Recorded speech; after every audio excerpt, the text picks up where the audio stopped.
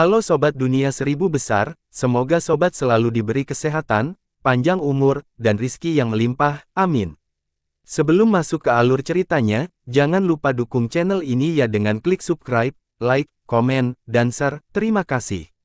Mari kita lanjutkan perjalanan, Ji Hao. Tidak ada yang dengan jelas menyaksikan Ji Hao membunuh Yamodi, tetapi ketika dia menjual puluhan tetua kekuatan langsung ke Netherworld tepat di depan yang lain, banyak orang melihatnya.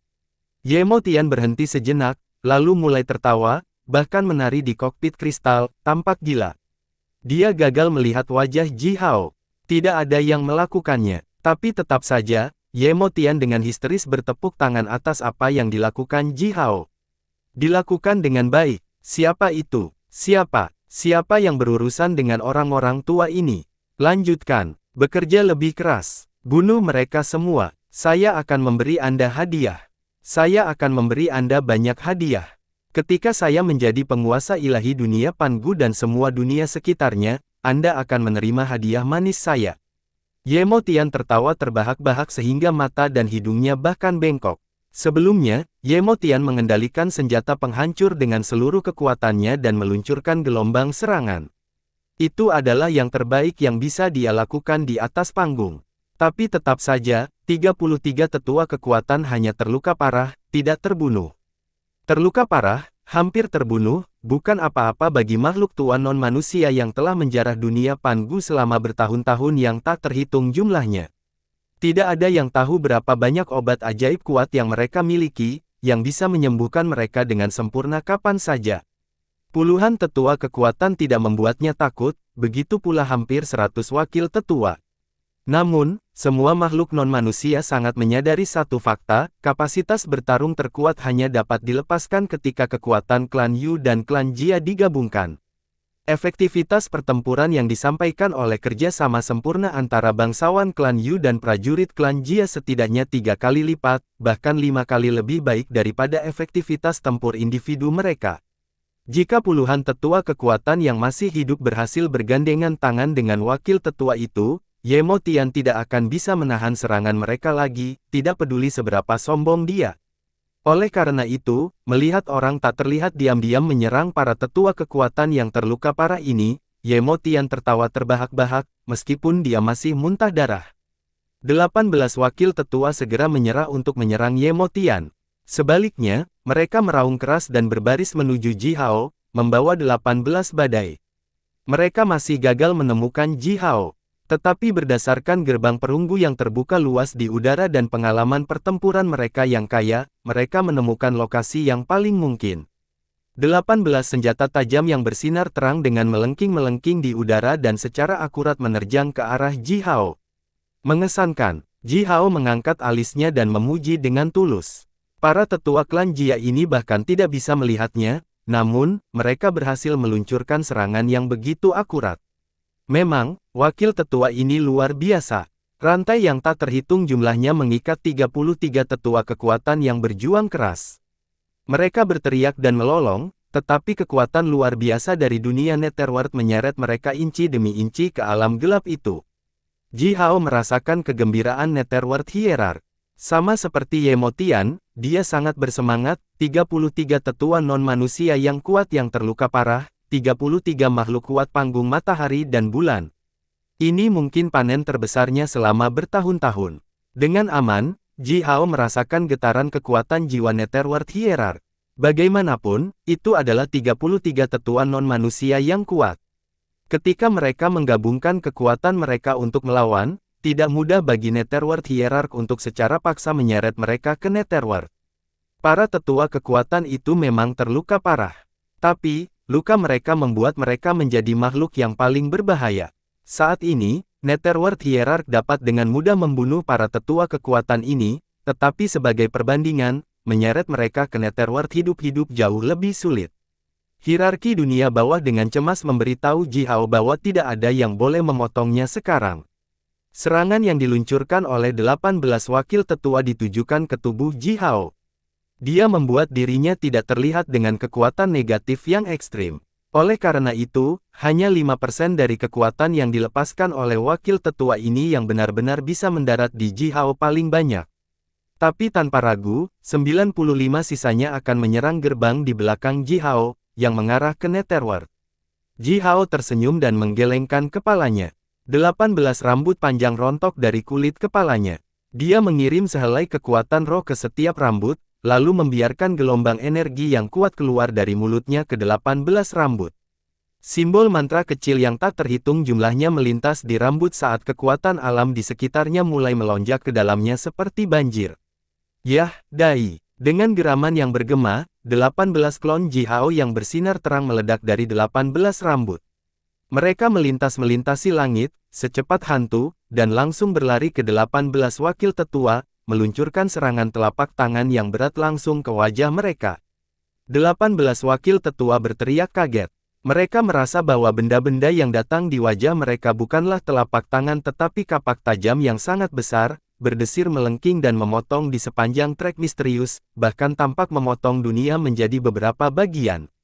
Apa yang membuat wakil tetua dengan pengalaman bertarung ekstra kaya ini putus asa, bahkan ketakutan, adalah bahwa mereka menyadari bahwa ujung jari telapak tangan yang turun ke arah kepala mereka menunjuk ke bagian tubuh terlemah mereka, kelemahan yang tidak akan pernah mereka ungkapkan selama pertempuran apapun. Setiap gerakan mereka dirancang dan dipraktikkan dengan baik. Melalui pertarungan kejam dan berdarah yang tak terhitung jumlahnya, mereka menciptakan gaya bertarung yang paling cocok untuk diri mereka sendiri. Mereka berani bersumpah dengan hidup mereka bahwa gerakan mereka tidak memiliki kelemahan, bahkan jika kelemahan itu ada, tidak ada yang dapat menemukannya di medan perang yang terus berubah, karena waktu tidak akan pernah cukup untuk musuh mereka. Namun demikian, kelemahan 18 dari mereka ditemukan oleh musuh secara bersamaan. Telapak tangan besar seperti kapak datang dengan keras pada kelemahan mereka, bersama dengan kekuatan penghancur dunia. Pengalaman pertempuran yang kaya dari wakil tetua ini sekarang telah menjadi beban terbesar mereka. Setelah mereka menyadari bahwa Ji Hao telah menemukan kelemahan mereka, mereka langsung terkejut dan ketakutan dengan kekuatan mengerikan yang disampaikan oleh 18 telapak tangan. Kami sudah mati. Kepala mereka dihancurkan, tubuh mereka terkoyak, dan jiwa mereka hancur. Berdasarkan pengalaman mereka, otak mereka secara otomatis menggambarkan hasil yang menakutkan ini. Mereka menjatuhkan senjata mereka sementara baju besi berat mereka secara otomatis hancur, terbang menjauh dari tubuh mereka. 18 wakil tetua menyerah untuk menyerang. Sebaliknya, mereka mundur dan melarikan diri dari Ji Hao dengan kecepatan tertinggi mereka. Dua wakil tetua terkuat dan paling berpengalaman tenggelam jauh ke dalam imajinasi yang dihasilkan oleh serangan Ji Hao.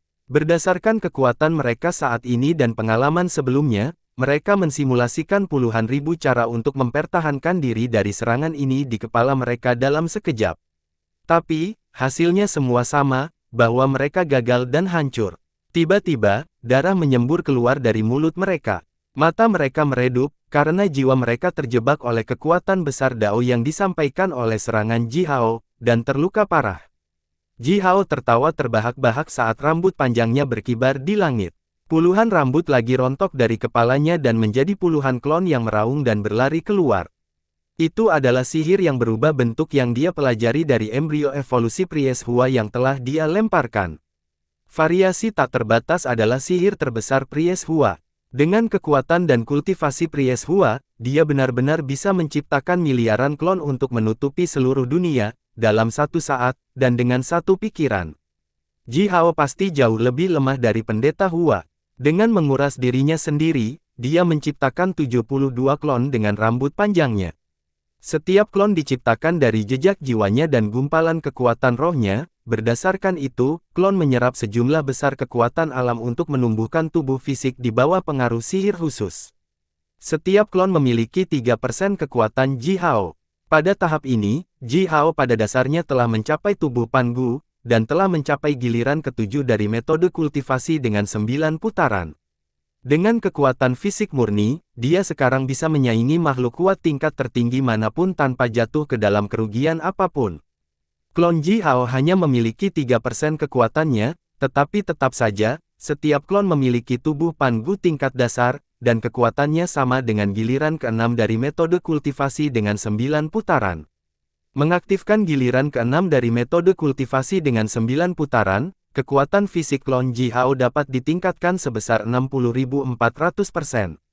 Ini berarti bahwa klon Ji Hao masih bisa bertarung melawan makhluk kuat matahari dan tahap bulan tingkat rata-rata dengan kekuatan fisik murni. Dengan sedikit kecerobohan, 18 wakil komandan dikelilingi oleh klon Ji Hao dalam sekejap mata. 72 klon membuat formasi sesuai dengan 72 bintang alam ganas dengan sifat bumi dan mengucapkan mantra rahasia dalam paduan suara. Mantra itu diturunkan dari Raja Bintang kuno dari surga, dan diam-diam diajarkan oleh Istana Majus. Di langit, bintang-bintang alam menyilaukan satu demi satu.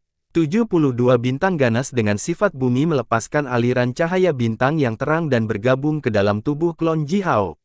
Siluet kabur dari 72 makhluk yang tampak ganas muncul di atas kepala 72 klon Ji Hao. Dalam sekejap mata, makhluk-makhluk ini berubah menjadi 72 dewa kuno dengan baju besi emas saat mereka melayang di udara, mengayunkan senjata tajam mereka ke arah 18 wakil tetua. Tanpa memperhatikan pertarungan yang terjadi antara klonnya dan 18 wakil tetua, Ji Hao tinggal di dekat gerbang perunggu Netherworld, dengan keras menendang dan meninju para tetua kekuatan itu, yang telah berjuang mati-matian dengan kekuatan terakhir mereka. Ji Hao mematahkan tulang mereka dan membuat mereka muntah darah dan melolong. Mereka sudah terluka parah. Seluruh tubuh mereka terbungkus aliran kekuatan Netherworld, dan mereka diseret inci demi inci ke alam menakutkan itu.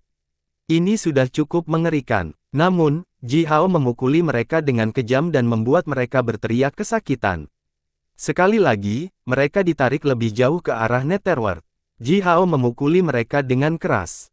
Menyaksikan, para tetua kekuatan ini memuntahkan darah di bawah pukulan keras Ji Hao dan melihat Ji Hao mematahkan separuh besar tulang mereka, hierarki dunia bawah mengeluarkan suaranya yang menekan dari gerbang perunggu, teman kecil, tunjukkan belas kasihan. Tinggalkan kekuatan hidup di dalam tubuh mereka. Jika Anda menghancurkan mereka semua, berapa lama waktu yang saya butuhkan untuk memperbaiki tubuh mereka? Ji Hao tertawa, lalu meraih tetua kekuatan yang tidak sadarkan diri dan melemparkannya ke Netherworld. Ye Mo Tian juga tertawa. Senjata penghancur mengangkat 8 lengan panjangnya, memegang 8 pedang cahaya gelap saat dia bertarung sengit melawan puluhan wakil tetua. 8 pedang terang gelap tetap tidak terluka, sementara senjata tajam yang dipegang di tangan wakil tetua berdengung melengking. Retakan besar dan dalam tertinggal pada senjata itu. 72 klon Ji Hao juga tertawa terbahak-bahak. Mereka membangun formasi langit pembunuh iblis bintang bumi yang ganas, yang merupakan formasi yang kuat dari surga kuno, saat dia mengepung 18 wakil tetua dan meluncurkan gelombang serangan yang ganas. Cahaya bintang mengembun menjadi semua jenis senjata, meninggalkan tebasan sedalam tulang yang tak terhitung jumlahnya di tubuh 18 wakil tetua. Karena formasi, 18 wakil tetua bahkan tidak bisa melepaskan 10% dari kekuatan mereka. "Polo lakukan," teriak seorang tetua kekuatan yang masih berjuang, "apa yang kamu lakukan? Pergi, aktifkan pertahanan terakhir, melenyapkan semua musuh dari jenis kita. Hanya pertahanan terakhir yang bisa menyelamatkan yang dapat menyaingi senjata penghancur ini." Berdiri di tangga terakhir di depan aula konferensi tertinggi, Polo Do membungkuk dalam-dalam kepada tetua kekuatan ini, yang terjebak dalam situasi putus asa, dan berkata, "Tetua yang terhormat, saya memang dapat mengakses inti formasi pertahanan kota. Tapi, untuk mengaktifkan pertahanan terakhir, saya memerlukan otorisasi bersama dari setidaknya 12 tetua kekuatan, ditambah dengan otoritas saya. Itulah satu-satunya cara saya bisa mengaktifkan pertahanan terakhir." Tetua kekuatan ini berteriak bergema, membuka matanya yang tegak, dan melepaskan seberkas cahaya merah darah yang melintas ke Polo Do, meninggalkan busur di langit. Layar pertahanan aula konferensi tertinggi terbelah. Sinar cahaya merah darah secara akurat terbang ke Polo Do, yang segera merebutnya. Segera, mata tegak berwarna merah darah muncul di punggung tangannya. 32 tetua kekuatan lainnya yang masih berjuang di depan gerbang perunggu semuanya berteriak dengan suara cerah dan kuat, membuka mata tegak mereka, dan melepaskan berkas cahaya berwarna berbeda ke Polo Do, meninggalkan jejak busur yang indah di langit. Pertahanan terakhir. Ye Mo Tian berteriak kaget dan marah, "Pertahanan terakhir apa? Pembelaan terakhir apa yang membutuhkan otorisasi dari 12 tetua kekuatan dan hakim ketua untuk diaktifkan?" Ye Mo Tian melompat dengan marah. Saat dia melompat, harta karun pertahanan itu juga melompat. Riak gelap yang hampir nyata menyebar, menghancurkan semua bangunan di sekitarnya. Riak gelap menguras kekuatan hidup dan kekuatan roh dari penjaga rahasia dan makhluk non-manusia yang tak terhitung jumlahnya, mengubah tubuh mereka menjadi abu, menghilang di udara. Saat Poto Feili akan mati di bawah riak gelap, Ji Hao berbalik. Kuali penciptaan Taiji melepaskan aliran cahaya yang tak terlihat dan menyapu tubuhnya, dengan mudah menyeret dan menyegelnya masuk. Ye Mo Tian masih menggeram dengan ganas. Dia benar-benar marah. Sebelum Disica menghubunginya, sebelum dia tahu tentang rencana besar Disica dan ayah kandungnya, dia adalah keturunan paling mulia dari keluarga Ye Mo. Dia memiliki akses ke semua tempat rahasia di kota Liangzhou. Itu adalah hak khususnya, dibawa oleh identitas bangsawannya. Namun demikian, saat ini, tepat di bawah matanya, tepat di kota Liangzhou, dia menemukan rahasia yang tidak dia ketahui. Ye Mo Tian merasa terhina. Rasanya seperti dia dengan hati-hati membesarkan seorang gadis sebagai calon istrinya, tetapi sebelum pernikahan, gadis itu tiba-tiba membawa kembali seorang putranya yang berusia 1 tahun, begitulah betapa dipermalukannya dia. Berpaling dari wakil tetua itu, Ye Mo Tian bergegas menuju aula konferensi tertinggi dengan marah. 8 lengan panjang dari senjata penghancur memegang pedang cahaya gelap sepanjang ratusan meter dan diretas dengan keras di layar pertahanan yang terbungkus di luar aula. Bas! Layar pertahanan meledak menjadi cahaya yang menyilaukan. Layar pertahanan berbentuk bulat diperas oval, saat awan debu besar naik ke langit. Mengelilingi aula konferensi tertinggi, dasar semua bangunan runtuh, namun aula itu sendiri tetap tidak rusak. Polo Do tersenyum mengangguk ke Ye Mo Tian, saat teratai emas perlahan mekar di antara alisnya. Dengan senyum tipis yang aneh, Polo Do diam-diam berbalik dan berjalan cepat ke gerbang depan aula. "Oi, apa maksudmu? Mengapa ada bunga yang mekar di kepalamu?" Ye Mo Tian berteriak. Sekarang, dia bahkan tidak bisa menyusun kalimat dengan mudah. Secara naluriah, dia merasa bahwa hal-hal itu menjadi tidak terkendali. Tampaknya selain dominasi mulianya dan para tetua tua yang mewakili pemerintah dinasti Yu, kekuatan lain telah masuk. Apa yang mereka inginkan? Bunga mekar di kepala. Ji Hao menoleh ke Polo Do dengan bingung. Di antara alis Polo Do, teratai emas telah berputar perlahan, memancarkan cahaya keemasan misterius yang tampak suci dan ajaib.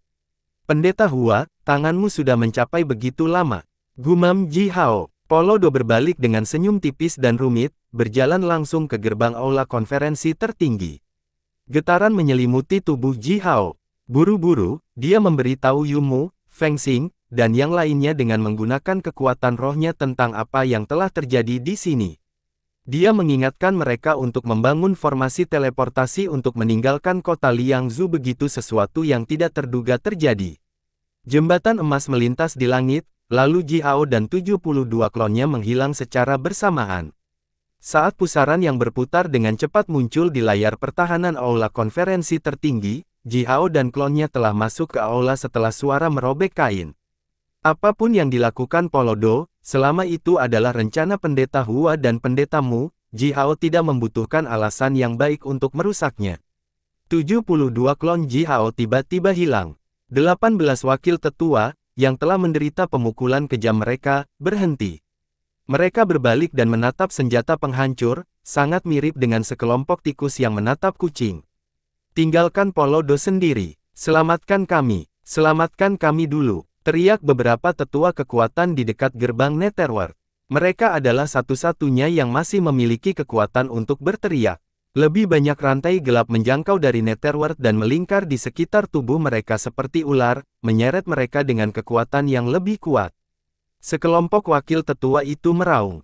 Alih-alih menyerang Ye Mo Tian, mereka berbaris menuju gerbang perunggu dengan langkah raksasa, mengangkat senjata mereka, dan memotong ke arah rantai gelap itu. Diikuti oleh serangkaian suara mendesis, rantai itu langsung putus dan menjadi kabut gelap.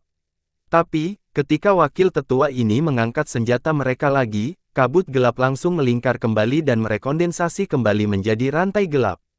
Hehe, seringai yang kuat dan dingin bisa terdengar dari Netherworld. Tiba-tiba, dua berkas cahaya pedang sepanjang puluhan ribu meter yang sangat tajam menyilaukan dari dunia bawah, bersama dengan teriakan melengking jutaan hantu. 18 wakil tetua tidak siap untuk ini. Mereka tidak bisa menghindar, dan akibatnya, dada mereka langsung ditembus. Darah hangat memercik saat 18 wakil tetua menggeram, terbang mundur sambil muntah darah. Sungguh kekuatan yang menakutkan. Ketika dua berkas cahaya pedang menembus dada mereka, mereka merasakan lautan darah yang tak terbatas dan wajah bengkok yang tak terhitung jumlahnya yang berjuang dan menangis di dalamnya.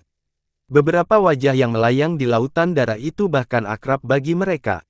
Mereka merasakan kematian. Mereka bahkan merasa bahwa dua berkas cahaya pedang adalah kematian, atau artinya, asal-usul kematian. Darah roh mereka layu, dan tulang serta tendon melunak.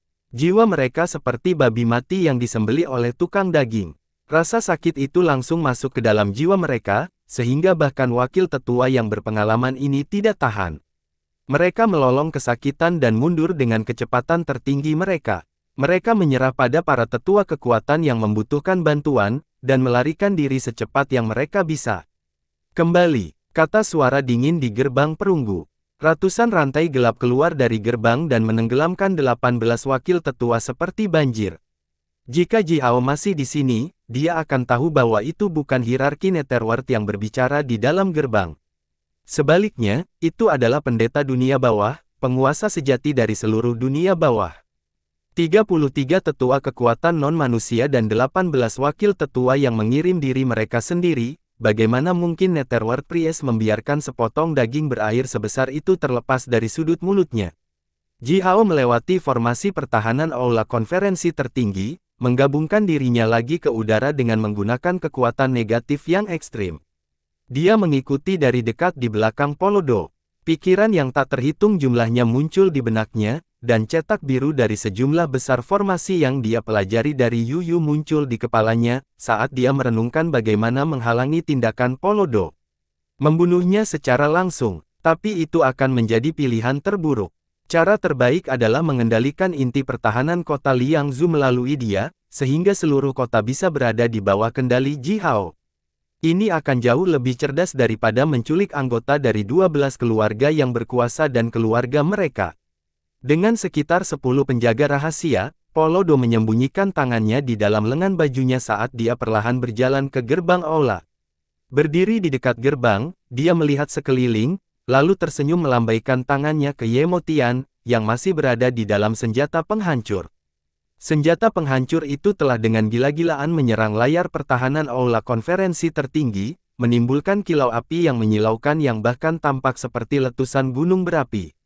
Jelas, berdasarkan intensitas serangan senjata, dalam 1/4 jam puncak, layar pertahanan akan dipatahkan oleh senjata penghancur. Namun demikian, wakil tetua mendekat lagi dan melancarkan serangan terhadap senjata penghancur itu. Darah telah mengalir keluar dari mata, hidung, mulut, dan telinga Ye Motian. Baginya, mengendalikan senjata penghancur memang terlalu menuntut. Senjata menakutkan ini bisa berfungsi sebagai kartu trufnya paling banyak, bukan senjata biasanya. Polodo berjalan ke aula sambil tersenyum saat dia melanjutkan di sepanjang jalan setapak di tengah lebih dari 300 meter. Di tengah aula, dia menginjak kakinya dengan keras ke tanah. Di tangannya, banyak tanda mata tegak bersinar terang. Selanjutnya, bagian aula selebar ratusan meter sedikit bergetar. Seiring dengan serangkaian suara berderit, bagian aula ini tenggelam sepenuhnya. Dengan tenang berdiri di tengah aula, Polodo tiba-tiba bertanya kepada penjaga rahasia di sampingnya, "Tahukah kamu mengapa aku mengkhianati jenisku sendiri? Saya adalah keturunan langsung dari keluarga Polo, salah satu dari 3 hakim utama dinasti Yu. Saya berada di posisi tinggi. Saya memiliki kekuatan besar, dan saya memiliki masa depan yang cerah. Tapi, mengapa saya mengkhianati?" Kelompok penjaga saling melirik dan menggelengkan kepala. Apa yang bisa mereka katakan? Apa yang berani mereka katakan? Karena, saya orang bijaksana. Menunjuk ke kepalanya, Polodo menyipitkan kepalanya dan melanjutkan, "Semua orang keluarga Polo bijaksana, tetapi tanpa ragu, saya yang paling bijaksana di antara mereka semua. Oleh karena itu, saya sangat menyadari masalah dinasti Yu, yang sekarang berada di usia keemasannya. Saya dapat melihat kemungkinan kehancuran dinasti Yu. Banyak orang lain juga melakukannya, tetapi mereka berpura-pura tidak melihat apa-apa. Kehancuran yang kusebutkan tidak akan disampaikan oleh makhluk kuat yang turun dari dunia kita. Kehancuran yang saya perkirakan, berasal dari dunia Pangu, dari orang-orang yang memimpin semua makhluk hidup dan berperang melawan kami, ketika kami menginvasi dunia ini.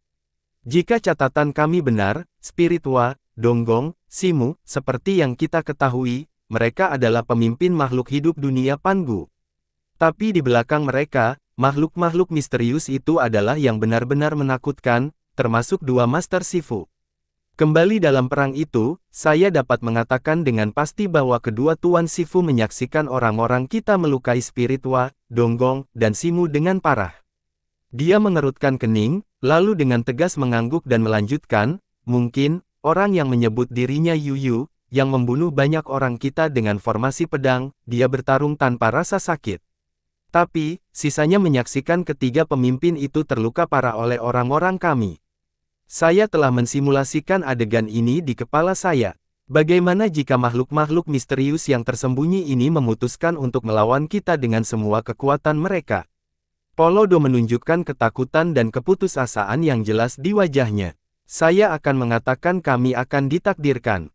Apakah Anda percaya? Kita semua akan mati. Lantai tenggelam perlahan saat Polo Do melanjutkan dengan suara yang dalam, jika kita tidak membuat perubahan apapun, dan tetap begitu bangga dan sombong, kita semua akan mati.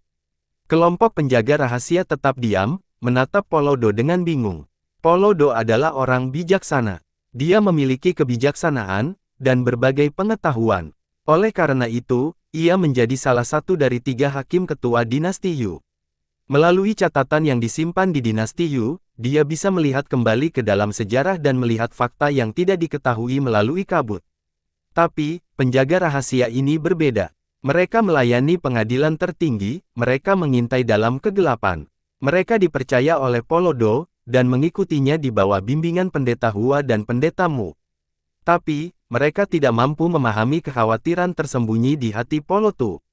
Tidak apa-apa, toh kamu tidak akan mengerti. Polo Do melambaikan tangannya dan berkata dengan hambar, bagaimanapun, kamu bisa percaya bahwa aku berada di jalan yang benar. Di bawah kepemimpinan saya, Anda sekarang berada di jalan yang paling benar. Hanya itu yang perlu Anda ketahui. Tanah sedikit bergetar, karena lantai sudah tenggelam sekitar 10.000 meter. Di sekitarnya, dindingnya tebal, dicoret dari paduan dan timbul dengan pola yang rumit dan indah. Aliran daya yang kuat mengalir dengan cepat dalam alur tipis dan melengkung di dinding. Semua pola di dinding bersinar menyilaukan, tampak seperti kunang-kunang yang tak terhitung jumlahnya menari dengan gembira.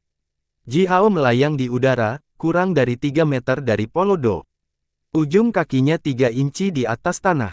Dia menahan semua kekuatannya, karena dia khawatir Polo Do mungkin memiliki beberapa kemampuan yang tidak diketahui untuk menemukannya. Fokusnya tidak hanya pada Polo Do. Sebaliknya, dia memusatkan pandangannya pada sepatu bot Polo Do, dan kulit keemasan gelap bertatahkan di salah satu sepatu botnya. Polo Do mengangkat tangannya. Tanda mata tegak yang dia peroleh dari para tetua kekuatan itu bersinar membutakan. Di depan wajahnya, udara beriak seperti air, sementara dia mengatakan sesuatu dengan suara rendah. Telinga Ji Hao sedikit berkedut. Apa yang dibicarakan Polo Do adalah dalam bahasa asli klan Yu. Itu harus jenis bahasa kuno dari dunia Pan Yu. Ji Hao telah mempelajari beberapa bahasa modern klan Yu di Istana Magi, tetapi dia gagal mengerti apa yang dikatakan Polo Do barusan. Dia mengenali beberapa suku kata, tetapi tetap saja, dia tidak mengerti sepatah kata pun. Sebuah pintu cahaya muncul di depan Polo Do. Dia dengan hati-hati berdiri di luar pintu yang bersinar, mengulurkan tangannya ke dalamnya. Seiring dengan serangkaian suara berderit, Polo Do menyeret mesin aneh keluar dari pintu. Mesin itu ditutupi roda gigi dan batang tarik. Dia dengan cepat menggerakkan beberapa gigi, lalu menarik beberapa batang. Retak, tanah di depan kaki Polo Do tiba-tiba terbelah, memperlihatkan tangga yang mengarah ke bawah sambil bersinar redup. Polo Do mendorong mesin yang rumit itu kembali ke gerbang cahaya, lalu pintu tertutup tanpa suara. Di tangga, simbol mantra seukuran kepalan tangan berkilau satu demi satu. Dia berbalik dan mengatakan sesuatu kepada kelompok penjaga rahasia. Di bawah perintahnya, sekelompok penjaga rahasia mengeluarkan senjata mereka dan berjaga di sekitar pintu masuk tangga saat Polodo berjalan ke bawah sendirian. Ji Hao mengikuti di belakang Polodo, dengan 72 klon berubah menjadi gumpalan asap, melingkar di sekitar rambut panjangnya saat dia diam-diam berjalan ke bawah juga. Berjalan menuruni tangga sebentar, ruang luas muncul di depan. Segera, Ji Hao melihat sebuah pintu raksasa, yang murni emas, bertatahkan ratusan ribu batu permata, bersinar dengan indah dan mewah. 36 boneka berbentuk manusia yang bersinar cemerlang, tembus cahaya, setinggi hampir 10 meter dijaga oleh pintu dalam garis lurus. Dilihat dari getaran kekuatan yang dilepaskan dari boneka ini, mereka bahkan lebih kuat dari makhluk kuat matahari dan bulan. Melihat Polodo berjalan, mata boneka ini bersinar secara bersamaan. Bas! Gelombang energi yang kuat dilepaskan dari boneka ini, yang memutar langit dan mengacaukan kekuatan alam. Di bawah pengaruh gelombang energi, Polodo bergetar, bahkan matanya menonjol keluar dari rongga matanya. Dia buru-buru mengulurkan tangannya dan membiarkan tanda ereksi di tangannya bersinar. Cahaya di mata boneka ini meredup, lalu mereka menjauh ke kedua sisi dan menciptakan jalan untuknya.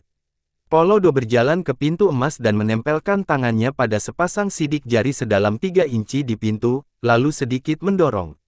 Selanjutnya, pintu emas setinggi ratusan meter dan setebal puluhan meter diam-diam terbuka, memperlihatkan ruang berbentuk belahan bumi yang luar biasa di belakangnya. 124, 10 mil, bola cahaya berwarna-warni melayang di udara, berputar di sepanjang jalur tertentu, terkadang lambat dan terkadang cepat seperti bintang yang tidak pernah berubah. Bertatahkan di dinding ruang belahan bumi ini ada lebih dari 100.000 patung makhluk legendaris, seperti naga, burung phoenix, kilin, yachi, dan binatang kekacauan. Patung-patung ini harus dihubungkan dengan meridian bumi yang sangat besar di bawah kota, karena setiap patung memiliki mulut yang terbuka lebar, dari mana aliran kekuatan alam yang padat dan murni telah mengalir ke dalam 124 bola cahaya. Di dalam ruang hemisferis, layar cahaya berukuran berbeda yang tak terhitung jumlahnya terlihat samar-samar.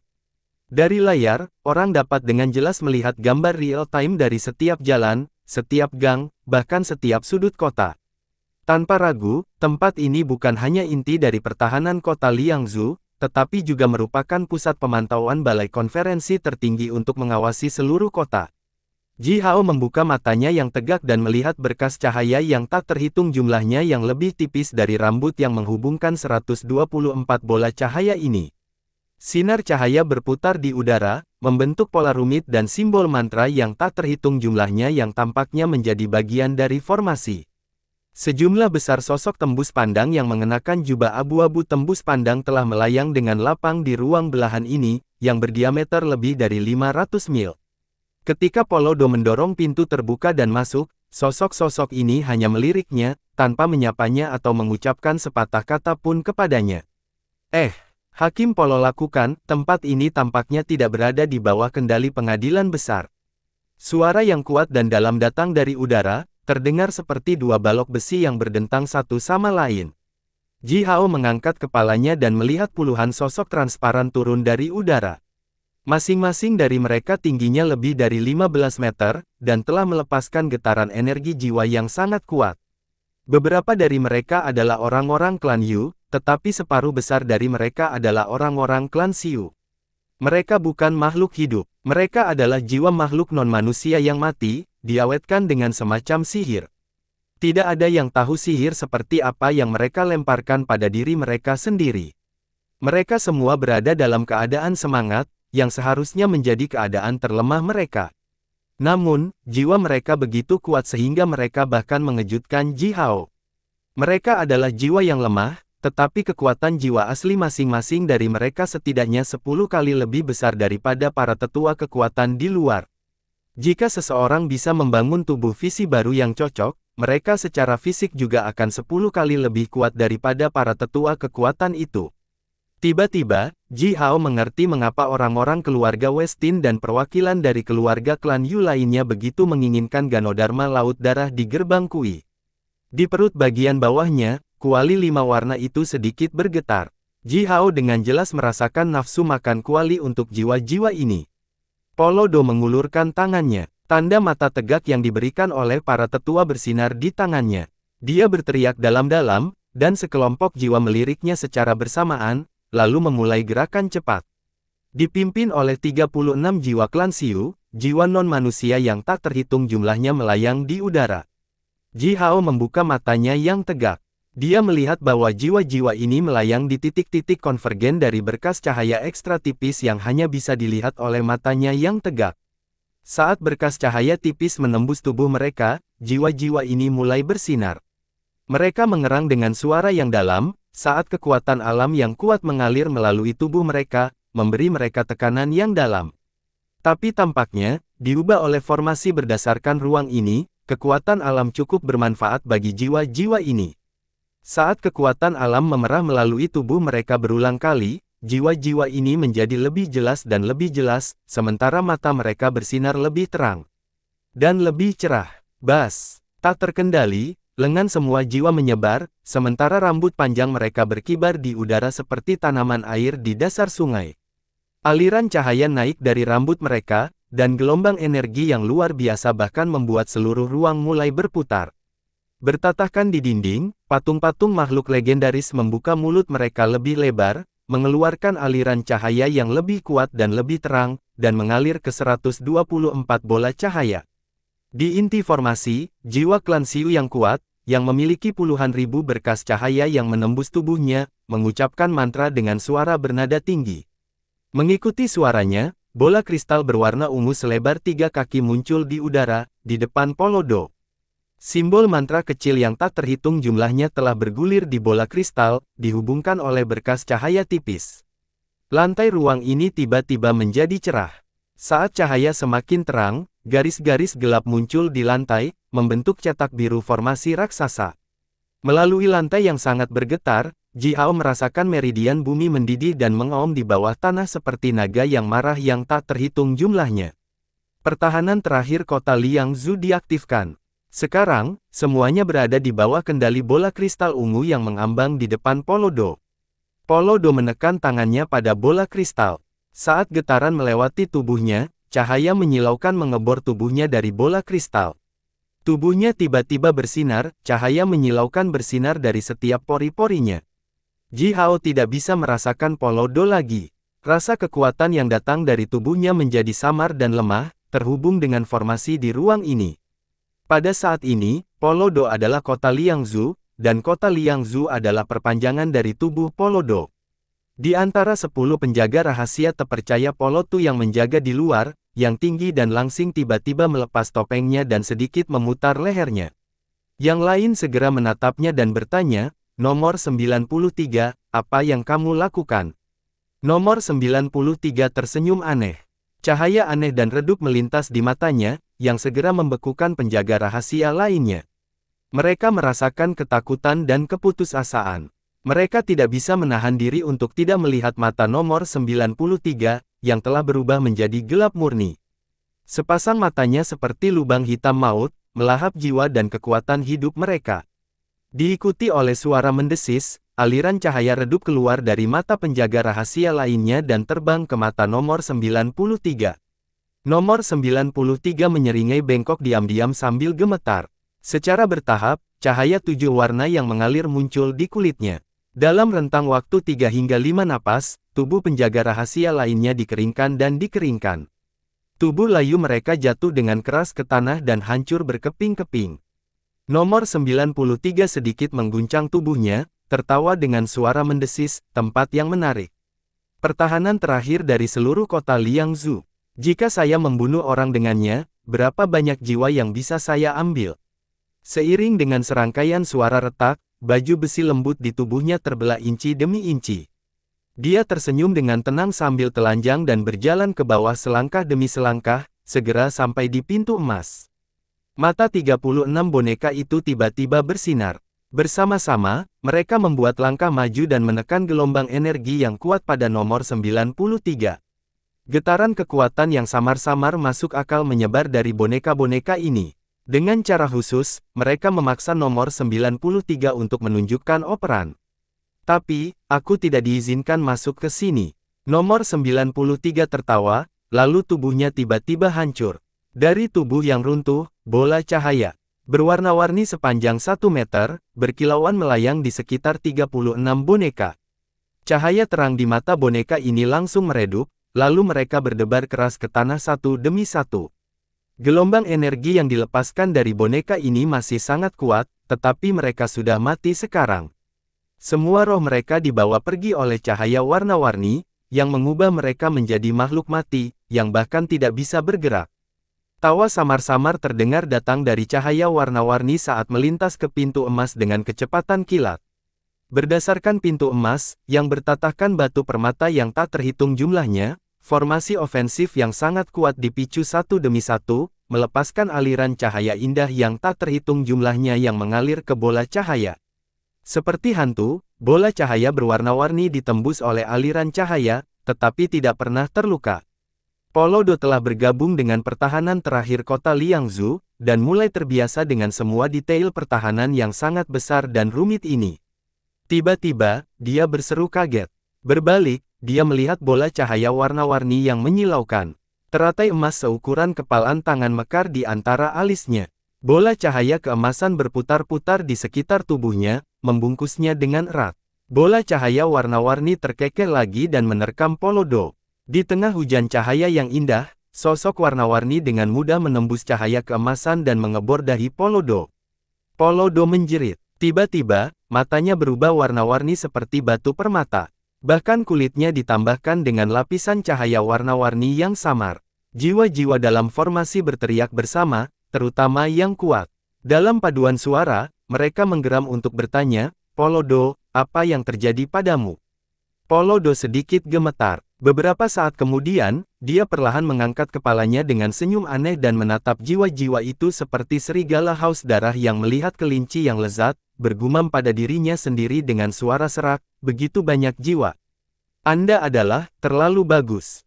Karena kamu menawarkan, aku akan menerimanya." Tertawa liar, Polodo berteriak, "Ayo, ayo, jiwa yang segar dan berair. Jadilah bagian dari saya. Aku kebebasan besar, aku akan memberimu yang abadi." Orang-orang yang berkolusi dengan orang ini masih menunggu di luar. Great Liberty melengkungkan sudut mulutnya dan berkata, "Biarkan mereka masuk." Bersambung.